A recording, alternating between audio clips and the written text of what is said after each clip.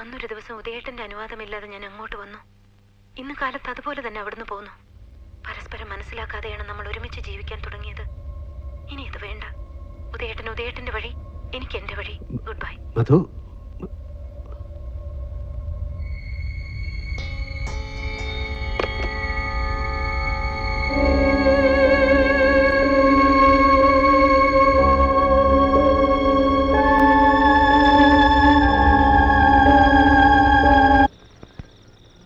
it's my fault, not her fault. ആർഭാടത്തോടെ ജീവിച്ച ഒരു പെൺകുട്ടിയെ ഒരു കുടിസ് മുറിയിൽ കൊണ്ടുവന്ന് അടച്ചിട്ടു. നല്ല ഭക്ഷണം കൊടുത്തോ, നല്ല ഉടുപ്പുകൾ വാങ്ങിച്ചു കൊടുത്തോ, പുറത്തേക്ക് എവിടെയെങ്കിലും വിളിച്ചോണ്ടോ? ഒന്നും ചെയ്തില്ല, ഒന്നും ചെയ്തില്ല. ദേവാനുവിനെ തകർത്തിട്ട് കടന്നു കളയാൻ ഞാനൊരാളെ അനുവദിക്കില്ല. Ridiculous. What ദേവാനു? He can't do anything. തിരക്കഥ മോഷ്ടിച്ചുകൊണ്ടുപോയ കള്ളൻ രാജപ്പനെ എന്ത് ചെയ്യാൻ കഴിഞ്ഞു? ഉദയഭാനുവിന്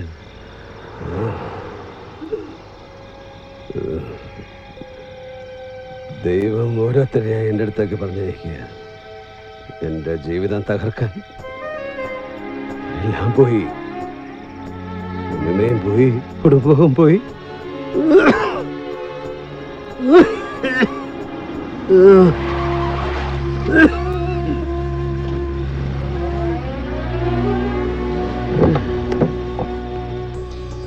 എല്ലാം പോയി, സിനിമയും പോയി, എൻ്റെ കുടുംബം പോയി. ഉദയ വന്നേ, നീ വണ്ടിലോട്ട് കയറി. പോയി.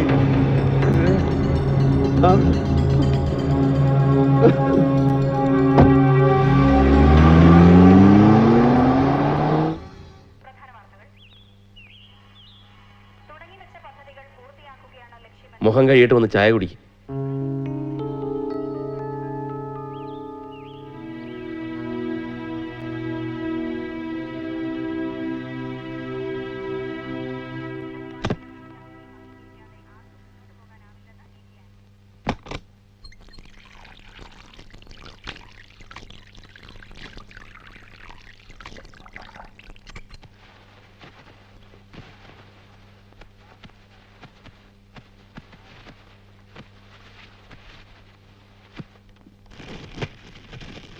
ഉദയൻ എപ്പോഴെങ്കിലും എന്നെ ഒരു സുഹൃത്തായി കരുതിയിട്ടുണ്ടോ? അതെന്താ അങ്ങനെ ചോദിച്ചത്? കരുതിയിട്ടുണ്ടെങ്കിൽ ചില കാര്യങ്ങൾ പറയാനുള്ള സ്വാതന്ത്ര്യം എനിക്ക് വേണം. വിഷമം വരുമ്പോൾ മദ്യപാനത്തിൽ അഭയം പ്രാപിക്കുക എന്നുള്ളത് ഒരു പഴയ ആലോചനയാണ്. കാലാകാലങ്ങളിൽ ഇത് പരീക്ഷിച്ചിട്ടുള്ളവരൊക്കെ നശിച്ചു പോയിട്ടേ ഉള്ളൂ. അങ്ങോട്ടേക്കാണോ ഉദയന്റെയും പോക്ക്? ഞാൻ എല്ലാ അർത്ഥത്തിലും ഒന്നുമല്ലാതായി. മദ്യപിച്ച് ഫുട്പാത്തിൽ ഛർദ്ദിച്ചാൽ എല്ലാത്തിനും പരിഹാരമായോ? ഉദയൻ പ്രതിഭയുള്ളൊരു കലാകാരനാണെന്നാണ് ഞാൻ വിചാരിച്ചിരിക്കുന്നത്. സ്വന്തം ജീവിതത്തിലെ ദുരിതങ്ങളടക്കം തൻ്റെ സൃഷ്ടിക്ക് പ്രയോജനപ്പെടുത്തുമ്പോഴാണ് ഒരാൾ മറ്റുള്ളവരിൽ നിന്നും വ്യത്യസ്തനാവുന്നത്. It is through the pain of confronting and resolving problems that we learn. എൻ്റെ കണ്ടെത്തലല്ല, ചിന്തിക്കുന്നവർ പറഞ്ഞിട്ടുള്ളത്. നീ ഇങ്ങനെ നശിച്ചു പോകേണ്ടവനല്ല. എനിക്ക് നിന്നിൽ വിശ്വാസമുണ്ടടാ. നീ സിനിമ ചെയ്യണം, ഞാൻ മുടക്കം പണം. നീ നിനക്ക് ഇഷ്ടമുള്ളവരെ കൊണ്ട് അഭിനയിപ്പിച്ചു.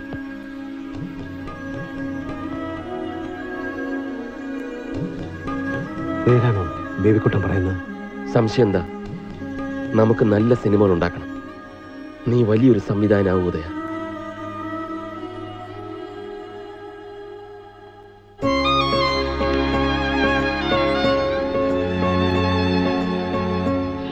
പക്ഷെ ഒരു നിബന്ധന ഞാൻ വയ്ക്കില്ല. സിനിമ ഒരു ബിസിനസ്സും കൂടിയാണെന്ന് ഞാനും മനസ്സിലാക്കണം. സിനിമയിൽ ശാശ്വതമായ ശത്രുക്കളില്ലെന്ന് ബേബിക്കുട്ടൻ പറഞ്ഞത് ഞാൻ ഓർക്കുന്നു.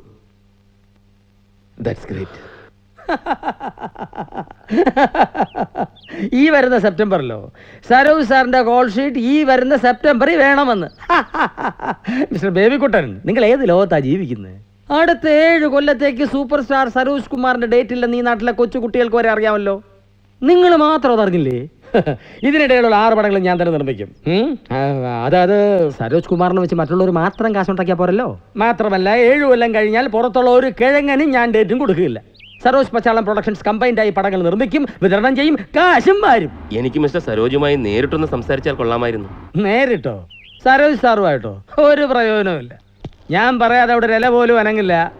അല്ല നല്ല പതുക്കപ്പാ, ഞാൻ വറുതൊക്കെ 4 നാളാവും. ഓക്കെ മിസ്റ്റർ ബേബിക്കുട്ടെ, ഞാൻ ബെൻസ് കാറിൽ എയർപോർട്ടിലേക്ക് പോവാണ്. അപ്പൊ good by.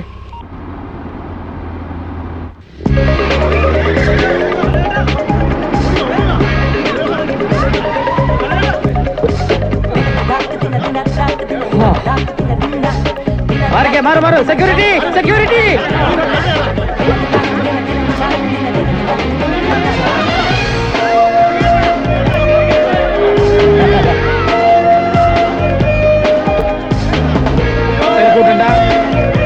തിരക്കൂട്ടരുത് please.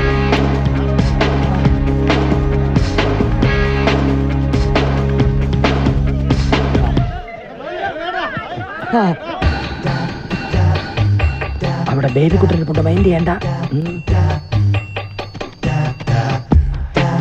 Please thanks. Saroj, hello. ഇത് സരോജ് സാറിന് മാത്രം കയറാനുള്ള ലിഫ്റ്റാണ്. അതെ, ഒരു അതേയും ഇല്ല.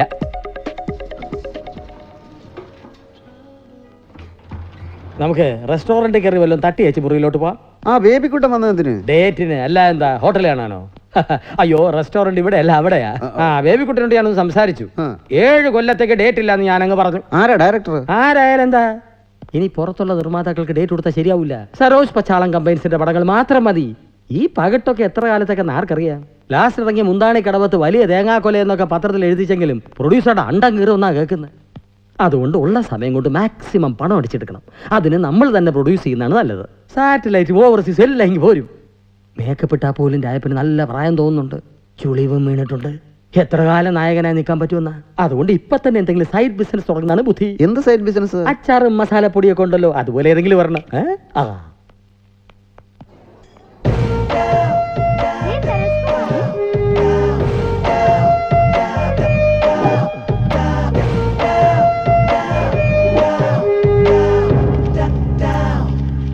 Good evening sir. Good evening. Good evening. എന്താ കഴിക്കാനുള്ളത്? എന്താ കഴിക്കാൻ വേണ്ടത്? പൊറോട്ട 6 എണ്ണം വിത്ത് മട്ടൺ ഒലത്തിയത് for the 2 peoples. Anything else? അത് സാറ് കഴിക്കില്ല? അല്ല, മറ്റെന്തെങ്കിലും വേണോന്ന്? നോ, ആദ്യം ഇതിങ്ങി പോരട്ടെ. Thank you sir. ചെറുപ്പത്തിൽ വേണ്ടത്ര ഇംഗ്ലീഷ് പഠിച്ചില്ല. നമസ്കാരം. ഇരുന്നോട്ടെ, ഡേറ്റ് പേടിക്കണ്ട. ഞാനിപ്പോ വന്നത് ഡേറ്റ് ചോദിക്കാനൊന്നും അല്ല. നമ്മൾ തമ്മിൽ പല പ്രാവശ്യം കണ്ടു, സംസാരിച്ചു. പക്ഷേ എൻ്റെ ഹൃദയം തുറക്കാൻ അപ്പോഴൊന്നും സാധിച്ചില്ല. ഞാൻ സരോജിന്റെ വലിയൊരു ആരാധകനാണ്. എൻ്റെ അച്ഛൻ ബോംബെയിൽ എയർ ഇന്ത്യയിൽ ജോലി ചെയ്യുന്ന കാലത്ത് ഒരു ബെഞ്ചിൽ നിന്ന് പഠിച്ച ഞാനും അമീർ ഖാനും. അവൻ വലിയ സ്റ്റാറായി.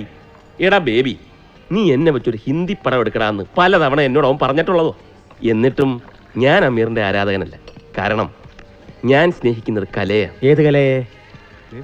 ആ കല ഞാൻ സരോജിൽ കാണുന്നു. ഓ, ആ കല. സർ സർ, ഇതിനകത്ത് സ്മോക്കിംഗ് പാടില്ല. ഓക്കേ പച്ചാളം, ഈ ഹോട്ടലിന്റെ മുതലാളിയെ വിളിച്ച് ഇവനെ ഇപ്പൊ തന്നെ ഡിസ്മിസ് ചെയ്യാൻ പറ. ഓക്കെ. പ്രഗത്ഭന്മാരായ ഒട്ടനവധി നടന്മാർ മലയാളത്തിൽ ഉണ്ടായിട്ടുണ്ട്. പക്ഷേ പാട്ട്, ഡാൻസ്, ആക്ഷൻ, ഭാവാഭിനയം, ചുരുക്കി പറഞ്ഞാൽ അഭിനയത്തിന്റെ ഒരു സൂപ്പർ മാർക്കറ്റാണ് ഈ സരോജ്. ഒരു ഡോറിൽ കൂടെ കയറി പോയി കഴിഞ്ഞാൽ സകല സാധനമായിട്ട് ഇറങ്ങി പോരാ. പക്ഷേ ഒരാരാധകൻ എന്ന നിലയിൽ എനിക്ക് വലിയൊരു വിഷമം. ഓണറല്ല, ഇനി കിട്ടുന്നില്ല. ആണോ? അപ്പൊ കുറച്ച് കഴിഞ്ഞിട്ട് ഡിസ്മിസ് ചെയ്യാം. എന്ത് വിഷമമുണ്ടെന്ന്? സരോജിന് ഇതുവരെ ഒരു നാഷണൽ അവാർഡ് കിട്ടിയിട്ടില്ല, സ്റ്റേറ്റും കിട്ടിയിട്ടില്ല. ആ കുറവ് നമുക്ക് നികത്തണം. ഈ അവാർഡ് എന്ന് പറയുന്നത് ഏതെങ്കിലും ഒരു പടത്തിൽ കയറി അഭിനയിക്കാൻ കിട്ടുന്ന സാധനമല്ല. അതിന് പറ്റിയ ഒരു കഥയുണ്ടാകും. അത് ഞങ്ങൾ ഉണ്ടാക്കി കഴിഞ്ഞു. സരോജിന് എങ്ങനെയാ ഈ അവാർഡിൽ താല്പര്യമില്ല? ഇല്ലെന്നോ? കൊള്ളാം. കഴിഞ്ഞ വർഷത്തെ സ്റ്റേറ്റ് അവാർഡിന് വേണ്ടി 10-25 ലക്ഷം കളഞ്ഞതാ. സരോജ് സാർ ഡേറ്റ് കൊടുക്കാത്ത ഒരു പ്രൊഡ്യൂസർ ആയിരുന്നല്ലോ ജൂറി ചെയർമാൻ. അയാളെ ജൂറി ചെയർമാൻ എന്നല്ല വിളിക്കേണ്ടത്. പച്ചാളം, ഞങ്ങൾ കഥയുണ്ടാക്കി എന്ന് പറഞ്ഞത് ആരൊക്കെ? അത് ഞാനും എൻ്റെ ഒരു സുഹൃത്തും. അതാര്? നിങ്ങൾ തമ്മിൽ അറിയും. ഈ പഴയ കാര്യങ്ങൾ മനസ്സിലിട്ടുകൊണ്ട് നടക്കേണ്ട കാര്യമില്ലല്ലോ. അവനത് മറന്നു. ഉദയനെ പറ്റിയാ ഞാൻ പറഞ്ഞു വരുന്നതേ. അങ്ങനെ വരട്ടെ. എനിക്ക് അപ്പോഴേ സംശയം തോന്നി. എന്റെ കൺമുന്നിലിട്ട് അവൻ ഈ രായപ്പനെ സരോജ് സാറിനെ പട്ടിയെ തല്ലുന്ന പോലെ തല്ലിയത്. അവന്റെ മിസ്റ്റർ ബേബിക്കുട്ടൻ, ഞാൻ കഥ മോഷ്ടിച്ചെന്ന് അവൻ നാട് മുഴുവൻ പറഞ്ഞു നടന്നു.